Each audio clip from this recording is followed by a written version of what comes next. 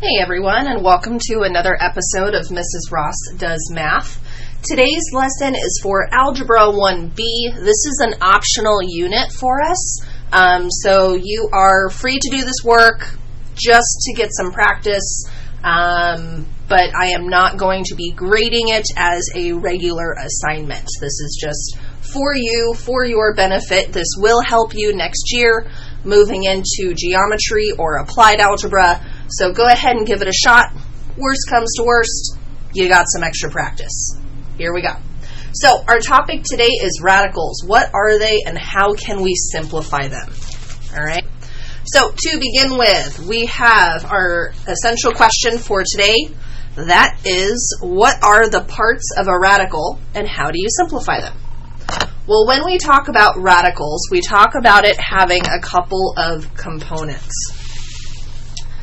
A radical is made up of different parts. In a radical, we have a symbol. That is this big symbol that looks like that long division sign you learn when you're in elementary school. But ours has a little kitsch, maybe kind of Nike swooshish symbol to it. Okay? And this is called our radical symbol. Okay, that's what this arrow is pointing to. It's a radical symbol. Now, when we talk about a radical, it has a couple of pieces. We have the piece that's inside here. This is called the radicand. Okay, this is a number or a number in a variable or just a group of variables. Okay, this piece, this little box right here, this is what's called our index. The index is a number in this area. Now it could be a 2, it could be a 3, it could be a 4, could be 10 for all we know. But that index is important because it tells us the number of groupings that we are going to need in order to move a number or a group of numbers from outside of the radicand and into what's called the coefficient. The coefficient is the number in front of our radical symbol. Sorry about that. So coefficient. Now, if for any reason the index is not written down, so we don't have a 3, we don't have a 4, we don't have a 10, it is automatically a 2. That's why we also call this a square root, because we are square rooting numbers and bringing them out of our radical. So when we talk about radicals and simplifying them, we have a couple of steps. Now those first couple of steps are to begin by finding the prime factorization of the radicand. Now this is going to make a lot more sense in just a minute, so bear with me here. Okay. Next, the index of the radical tells you what size of identical groups can be removed from the radicand. We're going to circle these groups. From there, for each circled group, we're going to take the number or the variable, and we're going to put it in front of the radical. Now, if we have multiple items that we take out, we're going to multiply those together. And anything else that's left behind that's not circled is going to stay inside of our radical. Now, if everything has been moved out of our radical, the radical symbol disappears. Okay? So, here we go. When we talk about prime factorization, we have a set of helpful prime numbers. Now, a prime number is a number that can only be divided by itself, or 1. So some prime numbers below 100 that I've given you here to help out include 2, 3, 5, 7, 11, 13, 17, 19, 23, and so on. The ones you will be using most commonly include 2, 3, 5, 7, and 11. Those are your most common. Now, if you have a number that is not one of these primes, that means it can be broken down even further, and we'll need to practice that. Now, last, we're going to get some practice in identifying what is an index and what is a radicand. Now, here, I have the number 24, which is my radicand because it is inside of my radical symbol or inside of my square root. Now, because there is no number in this area right here in my index, that means that my index is automatically 2. So, I'd write my index is 2, my radicand is 24. Moving on. We have 4 root 128 n to the 8th. So my index is 4, so when I'm simplifying the number 128, I'm going to look for 4 of a single number, so say 4 2s or 4 7s. I'm going to be looking for that, and I would end up pulling that out. And my radicand is 128. Here, my index for 3 root 16xy would be 3, and our radicand would be 16xy. So I would have to have 3 of a single number, so say 3 2s, in order to move that grouping of 2s out to the front. Next, we have 6 root 448 x to the 7th, y to the 7th. So our index is 6, and our radicand is going to be 448 x to the 7th, y to the 7th. So when we talk about 3s and 4s, we also have another term for them. 3 is a cubed root, because 3, when we talk about, say, x to the 3rd, that's x cubed. The same thing applies here. 3 is going to imply that this is a cubed root of 16xy. So instead of saying square root of, we could say cubed root of. Here, for 4, it could be the quadratic root, because 4 is quadratic. So typically we would just say x to the 4th. Here we could also say quadratic root of 128 n to the 8th. Okay? And here we go. Moving on. So when we talk about radicals, once again, we talk about the process for simplifying them. Okay, now as a review, I wanted to actually supply some numbers for you here. This 3 in front of our radical symbol is our coefficient. The 3 here inside of our radical symbol, or in the swoosh of the radical, is our index. 16k is our radicand, and then we have our actual radical symbol, which is this long division sign with a swoosh on the end, or a swoosh at the beginning. Okay. Now, as a reminder, we do have a couple of steps for success as we simplify radicals. Now, the first step, and I've simplified this a little bit, is we are going to factor the radicand into as many prime numbers as possible.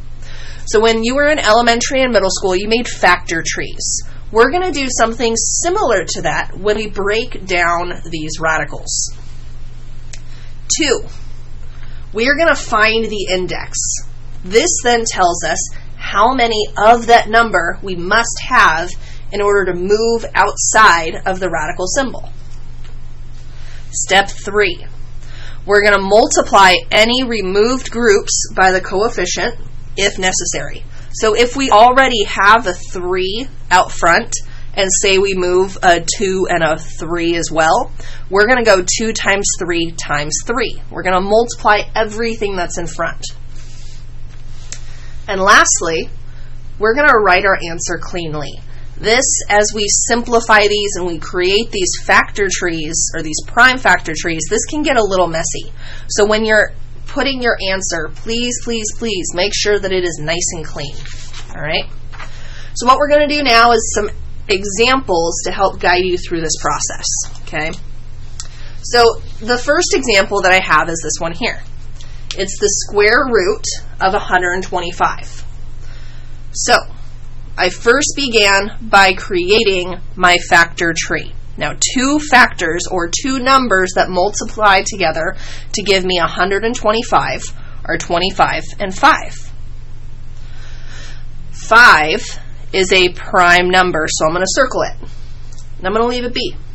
But 25 is not, which is why I broke down 25 even further. 25 can become 5 times 5.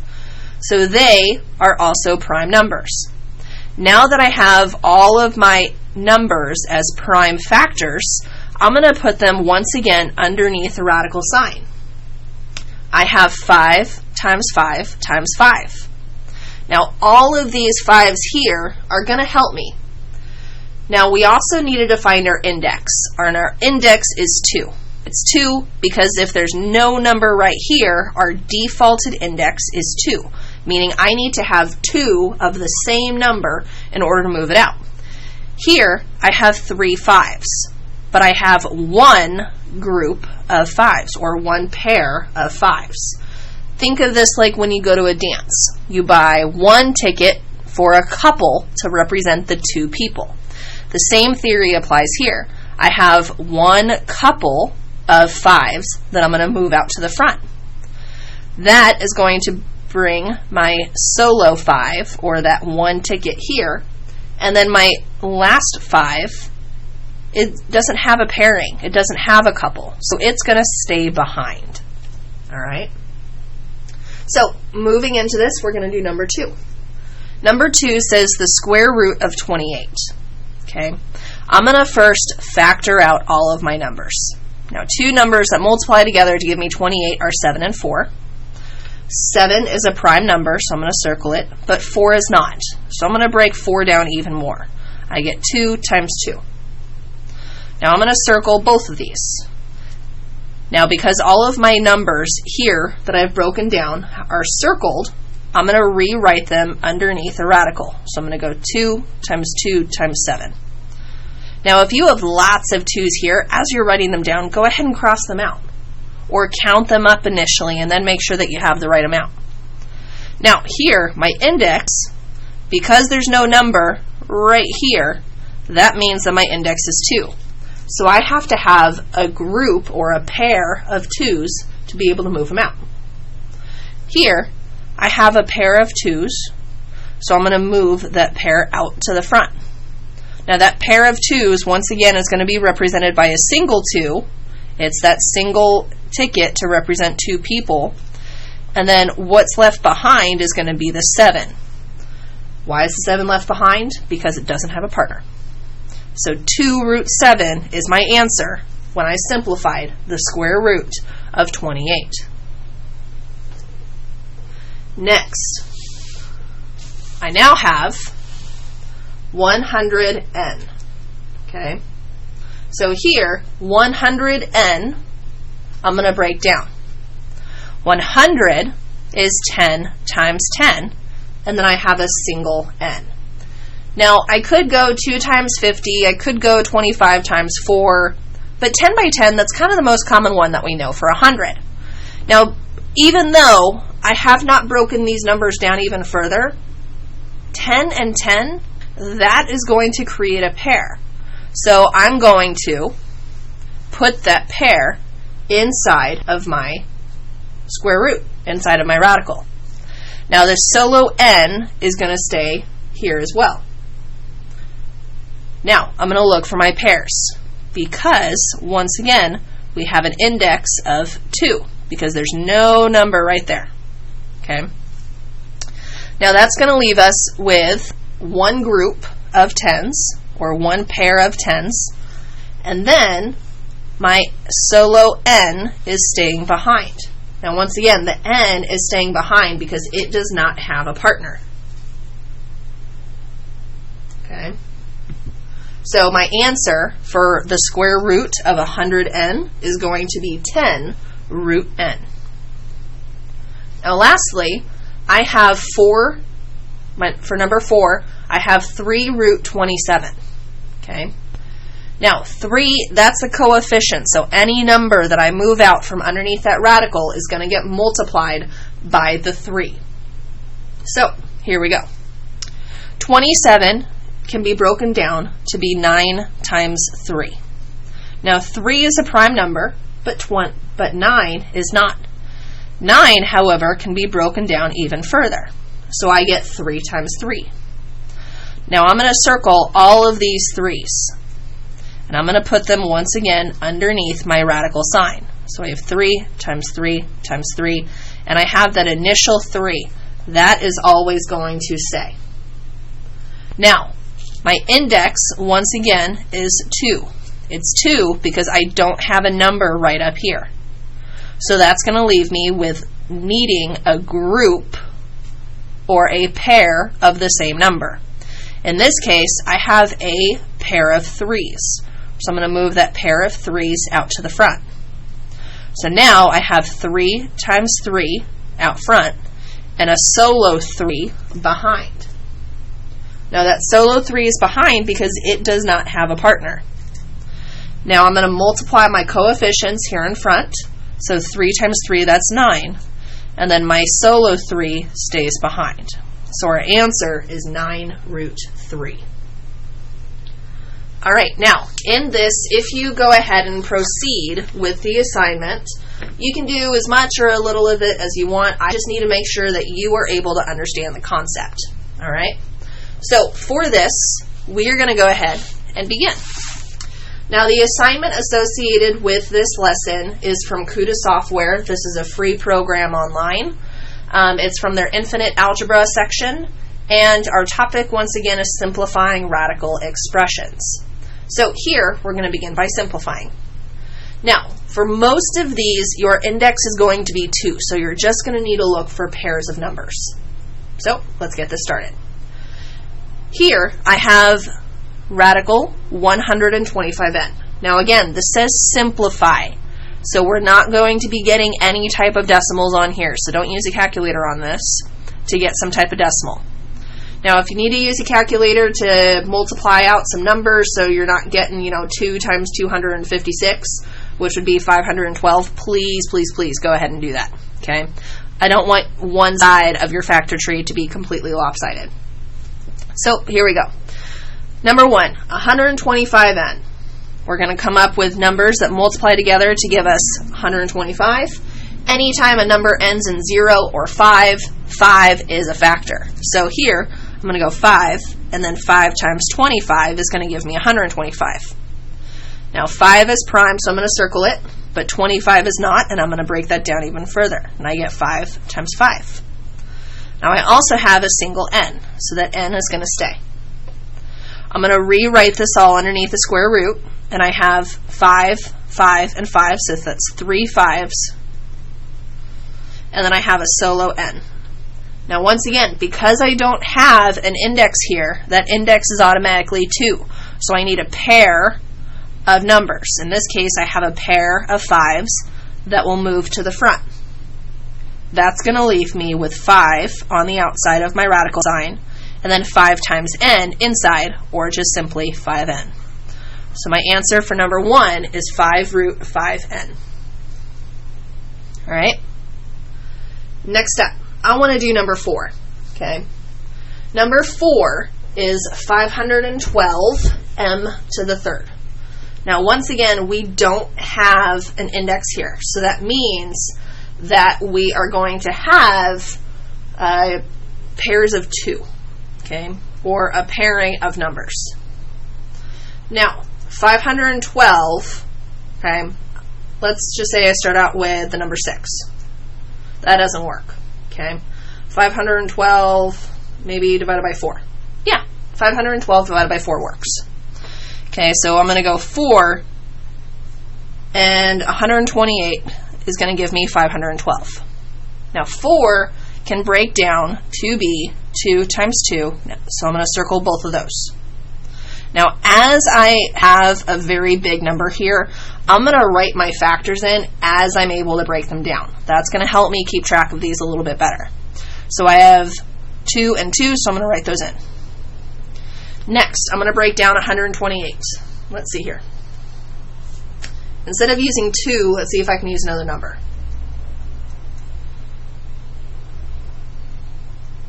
Yeah, I can use 8 and 16, which multiply together to give me 128. Now 8 breaks down to be 4 and 2, and then 2 and 2. So I have 1, 2, 3 more 2s. So I'm going to add those in here.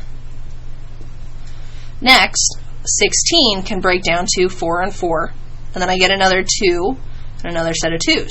So I have 1, 2, 3, 4 2s. Whoop. So altogether, I should have 1, 2, 3, 4, 5, 6, 7, 8, 9 2's. So here I've got 1, 2, 3, 4, 5, 6, 7, 8, 9 2's. Perfect. Now, I'm going to write down m to the third, or in this case, I have 3 m's. Okay. So, once again, because our index is 2, we need groups or pairs of, we need a grouping of 2 in order to move out any 2's. A little complicated there. So, I'm going to circle all these pairs. I have one pair of 2's here, another pair of 2's here, another pair here, another pair here. Now, I'm also going to see if I have a pair in my m's, which I do. So altogether, I'm going to move out 1, 2, 3, 4 2's. So I'm going to go 2 times 2 times 2 times 2. I'm going to pull out one of my pairs of m, and then what's left behind is a single 2 and a single m. So I have 2 times 2 times 2 times 2 times m, radical 2m. All right? Now I'm going to multiply all this together. Now, some of you I might hear going, oh, that's just 8.